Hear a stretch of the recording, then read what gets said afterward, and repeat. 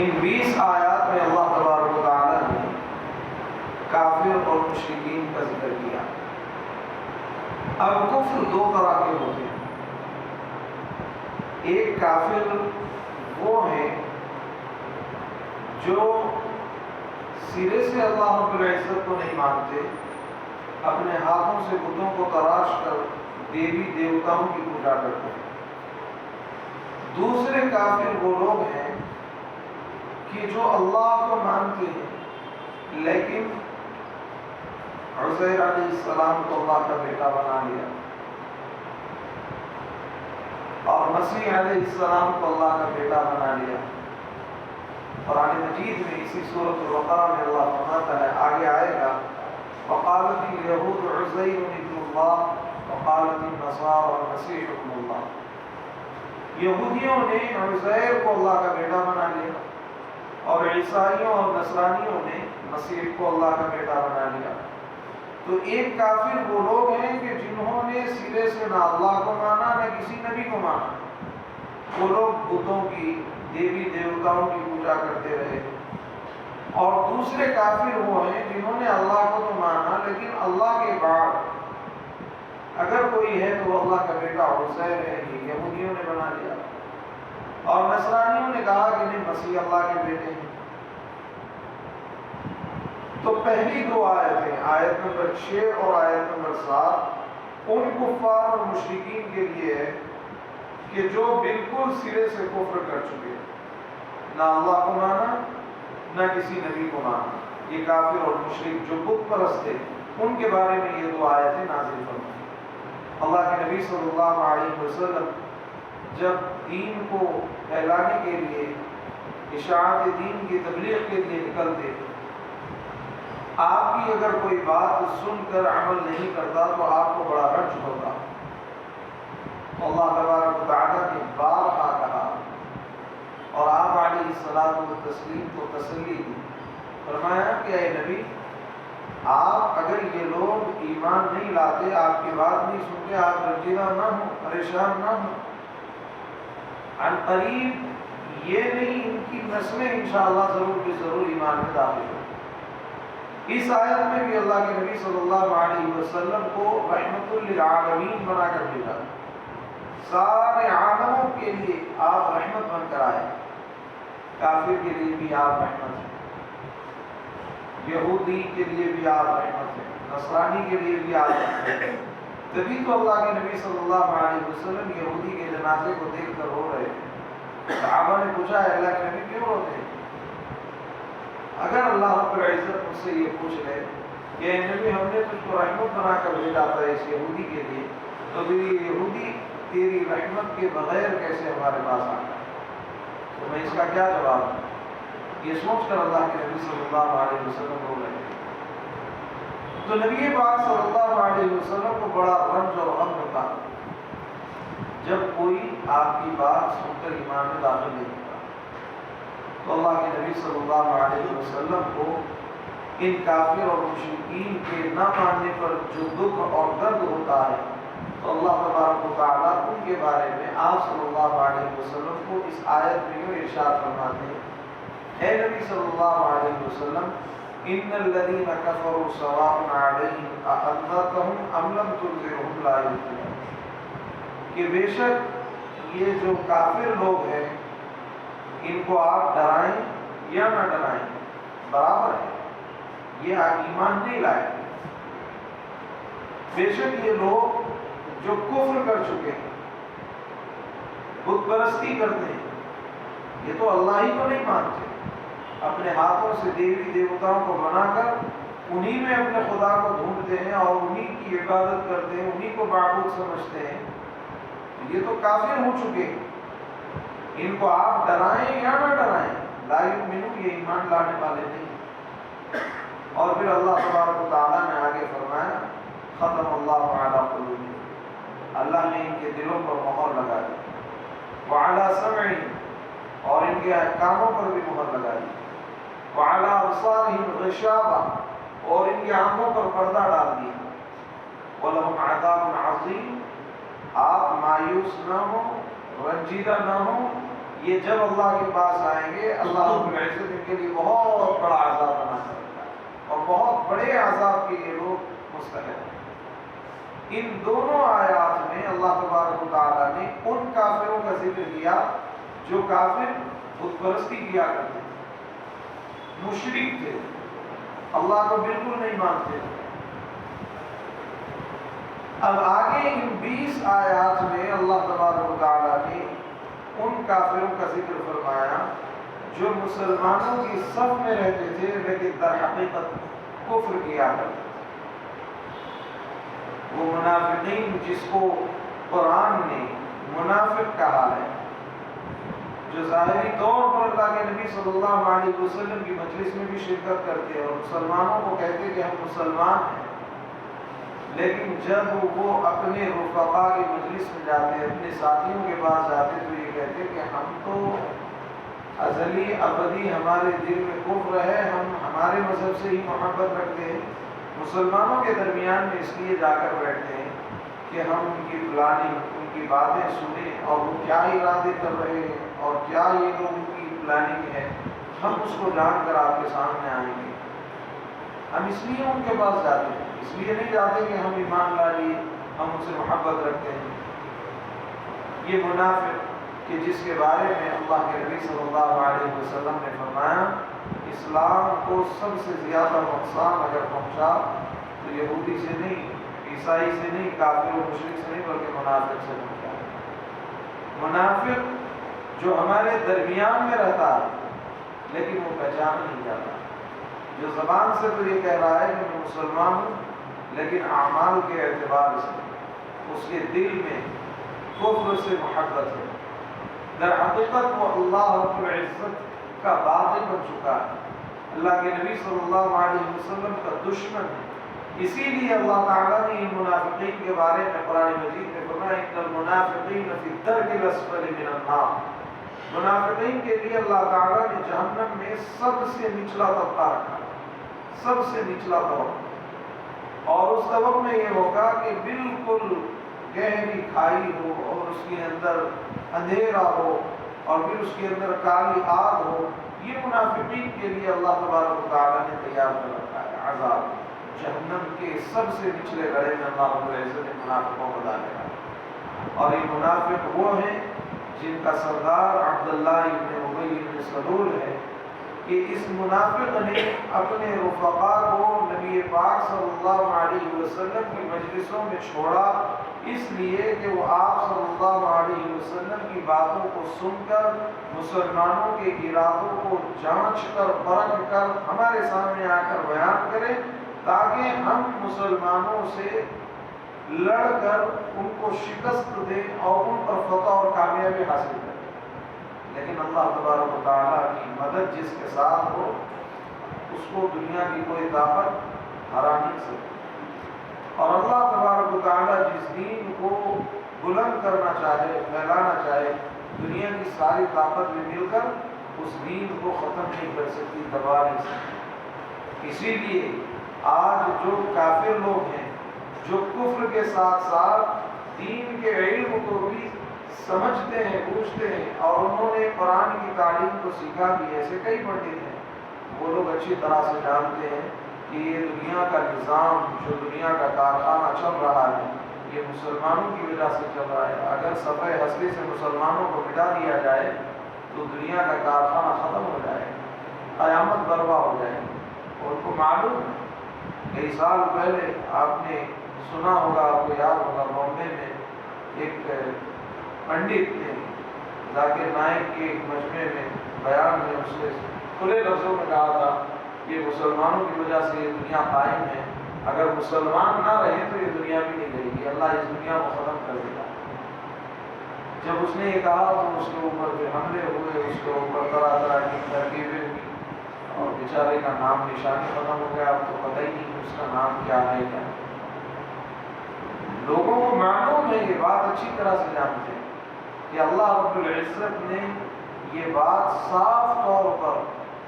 نبی پاک صلی اللہ علیہ وسلم کے زبانی اپنے بندوں تک پہنچا دیا کہ جب تک ایک بھی اللہ اللہ کہنے والا اس روئے زمین پر باقی رہے گا سورج اپنے وقت پر نکلے گا، وقت پر ڈوبے گا، چاند اپنے وقت پر نکلے گا، وقت پر ڈوبے گا، دنیا کا کارخانہ معمول کے مطابق چلتا رہے گا، ایک بھی اللہ کہنے والا باقی نہیں۔ اور اگر وہ ایک بھی ختم ہو جائے گا، جب اس روئے زمین پر ایک بھی اللہ کا نام لینے والا باقی نہیں رہے گا، اللہ رب العزت حضرت اسرافیل کو حکم دے گی تو اس وقت اللہ تبارک و تعالیٰ قیامت کو برپا کر دے گا۔ اللہ کے نبی صلی اللہ علیہ وسلم کو جن کافروں کے بارے میں اللہ رب العزت فرما رہے ہیں کہ ہم نے ان کافروں پر ان کے کفر کی وجہ سے دل پر مہر لگا دی، کانوں پر مہر لگا دی، آنکھوں پر پردہ ڈال دیا، اور آپ ان کو ڈرائیں یا نہ ڈرائیں برابر ہے، یہ ایمان نہیں لائیں گے، آپ ان کو کھلے معجزات دکھلا دیں، آپ ان کو آخرت کے جہنم کے عذاب سے ڈرائیں اور جنت کا شوق ان کو دلائیں، لیکن یہ لوگ ایمان لانے والے ہیں۔ جب اللہ رب العزت نے ان آیات کو نازل فرمایا تو نبی پاک صلی اللہ علیہ وسلم کو کچھ راحت اور سکون ملا۔ آپ علیہ الصلوۃ والتسلیم بے چین رہا کرتے تھے۔ حضرت عائشہ صدیقہ رضی اللہ تعالی عنہا فرماتی ہیں نبی پاک صلی اللہ علیہ وسلم کی جب میں قریب ہوتی تو آپ کے دل کی دھڑکن سے ایسی آواز آتی جیسے ہانڈی میں پانی پک رہا ہو، ایسے آپ کے دل سے آواز آتی، ایسا آپ اڑتے تھے امت کے غم میں۔ اور یہ امت کا حال یہ ہے کہ جو آپ علیہ الصلوۃ والتسلیم کو نہیں مانتے ان کی بات ہم کیا کریں، جو آپ صلی اللہ علیہ وسلم کو مانتے ہیں، مسلمان کہلاتے ہیں، ان کا حال یہ ہے کہ نبی پاک صلی اللہ علیہ وسلم کی سنتوں کی کوئی پرواہ نہیں۔ آپ علیہ الصلوۃ والتسلیم کی سنت کیا ہے؟ آپ کا طریقہ۔ سنت عربی لفظ ہے، اس کا اردو میں ترجمہ ہوتا ہے طریقہ۔ نبی پاک صلی اللہ علیہ وسلم کے طریقے کی ہمیں کوئی پرواہ نہیں۔ جب تک اللہ کے نبی صلی اللہ علیہ وسلم کے طریقوں کو ہم جانیں گے نہیں تو ہم کیسے اپنے آپ کو نبی پاک صلی اللہ علیہ وسلم کا عاشق کہہ سکتے ہیں؟ یہ سوچنے کا سوالیہ نشان ہے۔ ایک بندہ اپنی زبان سے یہ کہہ رہا ہو کہ میں عاشق رسول ہوں، اور اس کو نبی پاک صلی اللہ علیہ وسلم کی زندگی کا علم نہیں کہ آپ نے اپنی 40 برس کی نبوت کے بغیر کی زندگی کیسے گزاری اور 23 برس کی آپ کی نبوی زندگی کیسی تھی، جبکہ یہ ساری زندگی احادیث میں جمع ہے، اور امام ترمذی نے اپنی کتاب شمائل ترمذی میں، ترمذی کے آخر حصے میں پوری محفوظ فرمائی۔ یہاں تک کہ اللہ کے نبی صلی اللہ علیہ وسلم کے سر میں کتنے وائٹ بال تھے، آپ کی داڑھی میں کتنے وائٹ بال تھے، سفید بال تھے، وہ سارے کے سارے احادیث میں موجود ہیں۔ وہ سچے عاشق رسول تھے صحابہ کہ جنہوں نے اپنے کانوں میں جب یہ آواز سنی کہ اللہ کے نبی صلی اللہ علیہ وسلم کی جانب سے بلاوا آیا ہے تو فوراً اپنے ہر کام کو چھوڑ کر، اپنی دنیا کو بھول کر نبی پاک صلی اللہ علیہ وسلم کی صدا پر لبیک کہتے ہوئے حاضر ہو گئے۔ جب ان سے کہا گیا کہ مال کو جمع کرو غزوے کے لیے، جنگ کے لیے، تو سب نے اپنے اپنے گھروں سے سارا ساز و سامان لا کر رکھ دیا۔ حضرت سیدنا صدیق اکبر رضی اللہ عنہ جن کے والد نابینا تھے، اخیر وقت میں عمر بڑھنے کی وجہ سے آنکھوں کی بینائی چلے گئی تھی، انہوں نے اپنی بیٹی کے لیے کچھ اشرفیاں ایک کوٹری میں بند کر تابیان میں رکھے ہوئے۔ جب حضرت صدیق اکبر رضی اللہ عنہ کو معلوم ہوا کہ اللہ کے نبی صلی اللہ علیہ وسلم نے مالی امداد کا اعلان کیا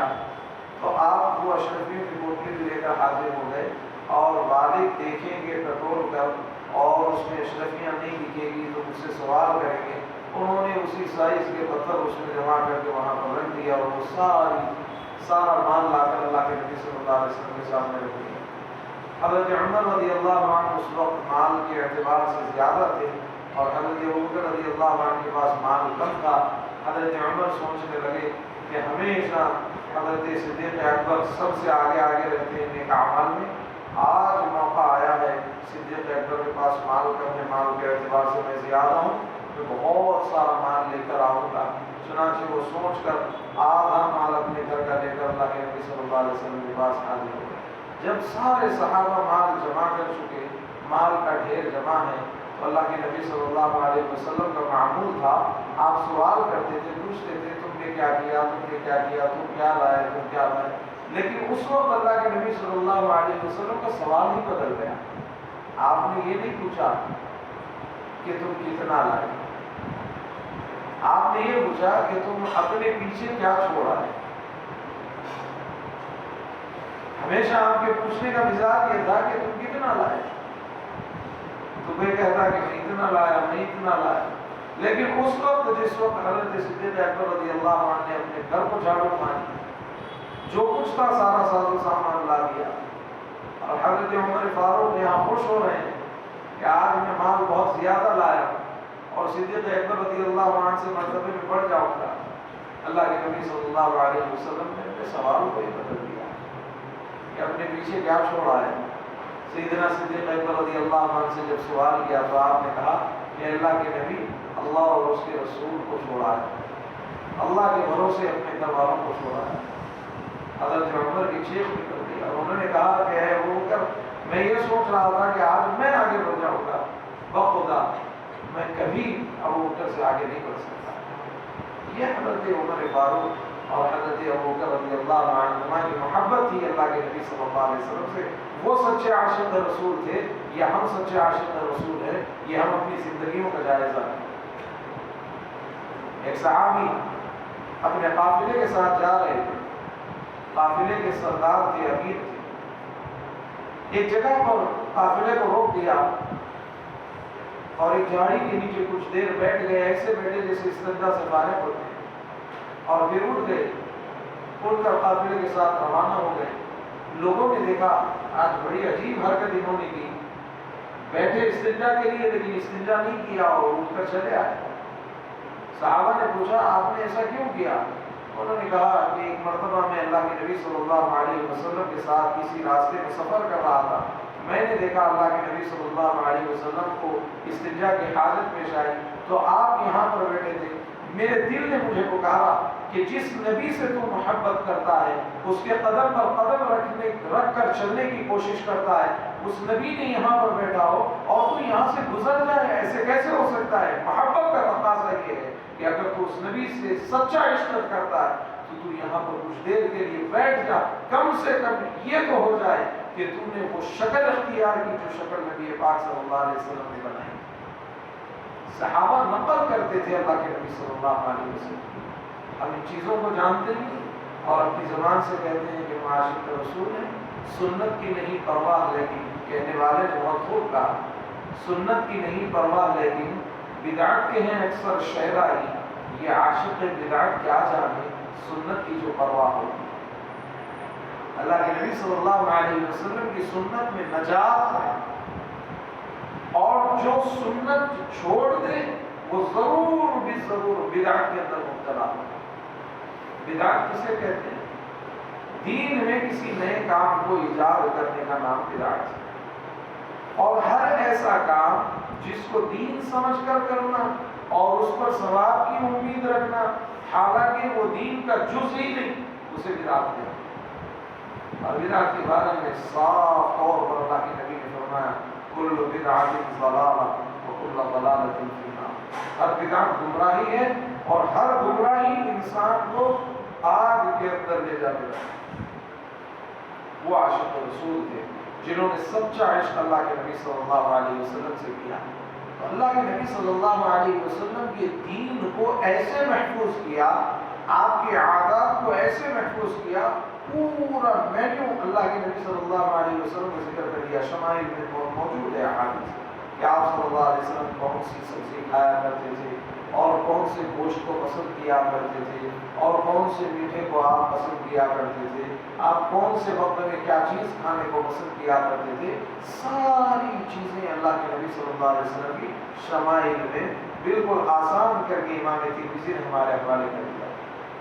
اور آج ہمارا حال یہ ہے کہ ہم ان کتابوں کے نام بھی نہیں جانتے جن کتابوں میں اللہ کے نبی صلی اللہ علیہ وسلم کی پوری زندگی موجود ہے. شمائل ترمذی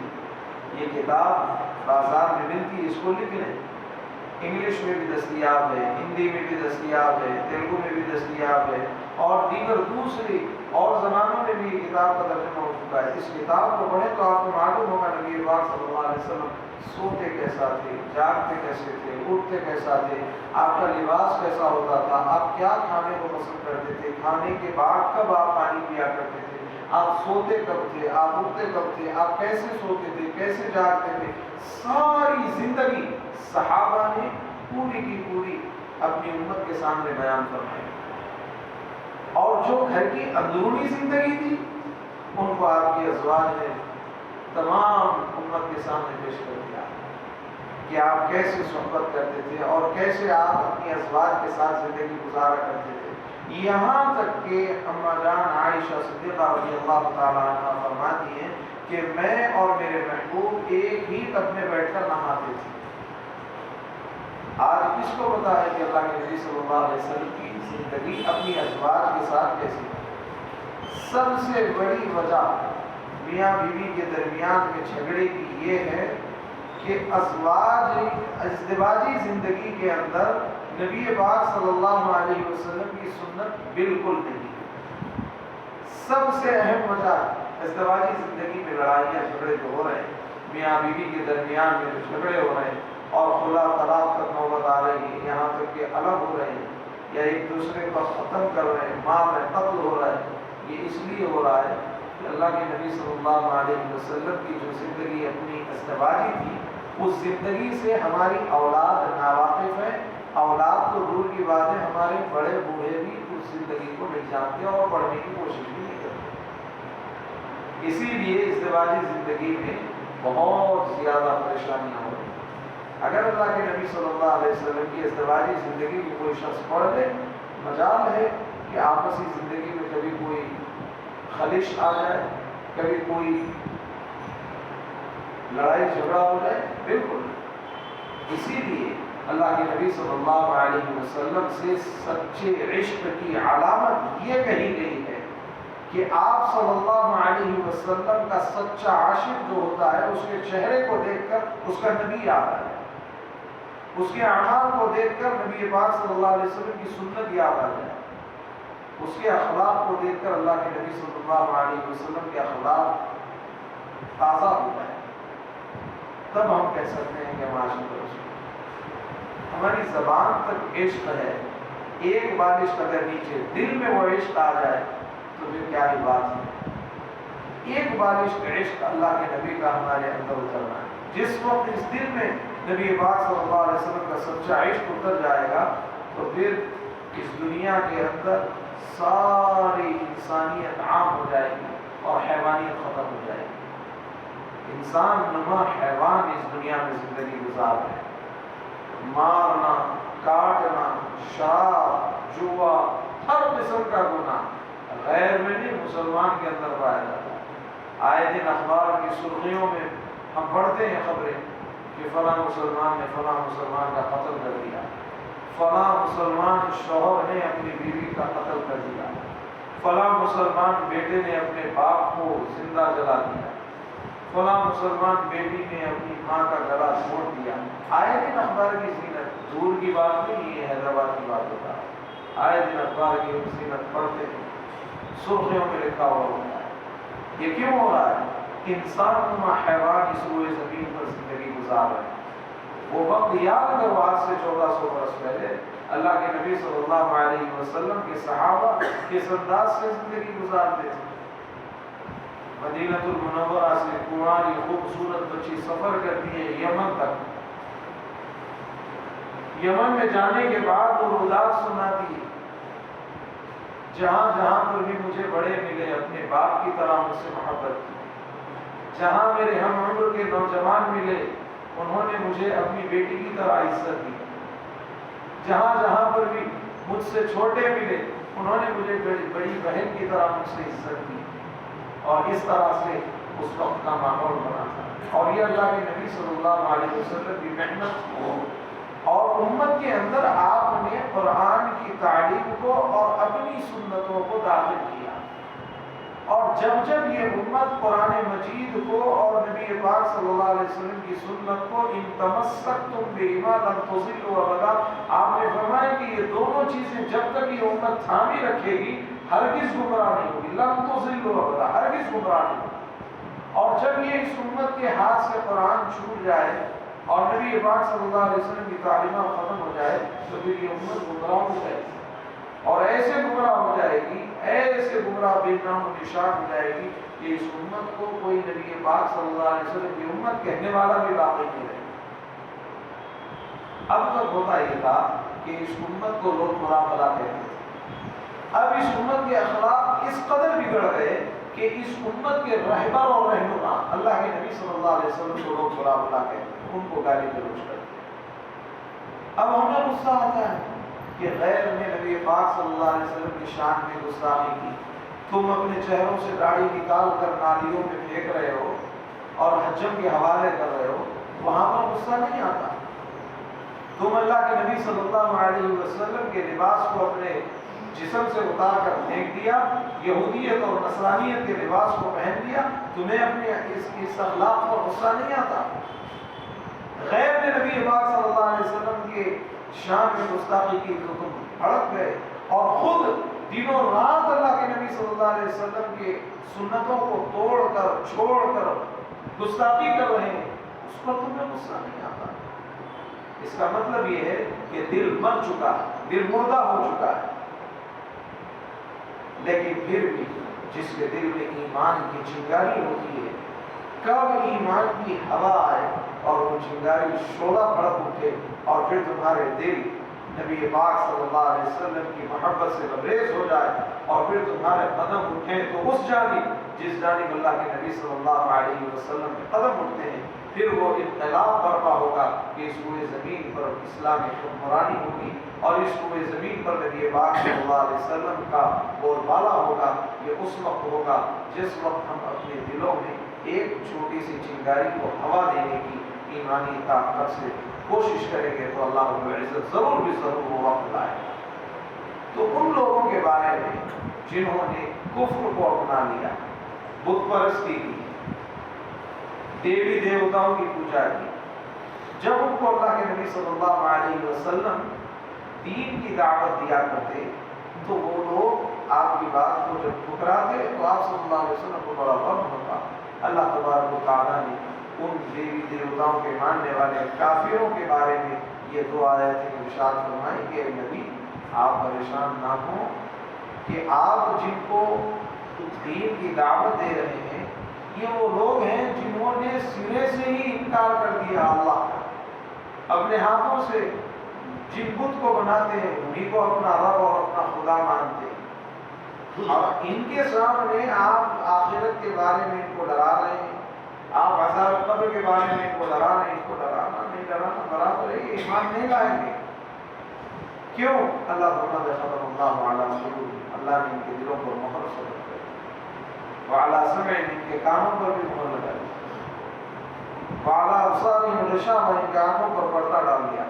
اب نہ تو یہ اچھی بات کو سن سکیں گے، نہ اچھی بات کو یہ اپنے دل میں اتار سکیں گے، نہ اچھی بات کو یہ دیکھ سکیں گے۔ اور یاد رکھیں یہ دنیا کے اندر ہے، آخرت میں ان کے لیے بہت بڑا دردناک عذاب اللہ رب العزت بنا ہے۔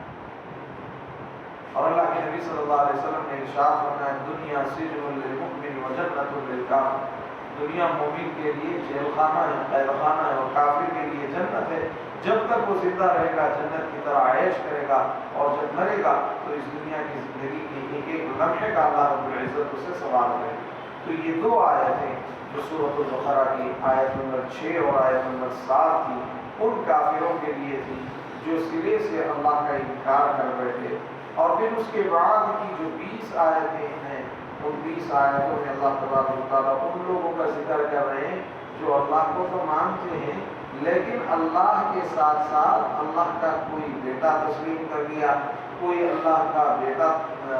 حضرت عزیر علیہ السلام کو اللہ کا بیٹا بنا لیا، کوئی حضرت مسیح علیہ السلام کو اللہ کا بیٹا بنا لیا، اور کوئی وہ ہیں جو زبان سے اقرار کرتے ہیں کہ ہم مسلمان ہیں لیکن دل میں ان کے کفر چھپا ہوا ہے، وہ دھوکہ دینے کے لیے مسلمانوں کے درمیان میں آتے۔ تو ان منافقین کے بارے میں، ان یہودی اور نصرانیوں کے بارے میں اللہ رب العزت نے سورہ بقرہ کی آیت نمبر 8 سے لے کر آیت نمبر 25-26 تک ان کا ذکر فرمایا، جو انشاءاللہ آگے آئے گا۔ اللہ رب العزت سے دعا فرمائیں کہ اللہ تبارک و تعالیٰ ہم تمام کو کفر و الحاد اور بت پرستی سے، شرک سے نجات،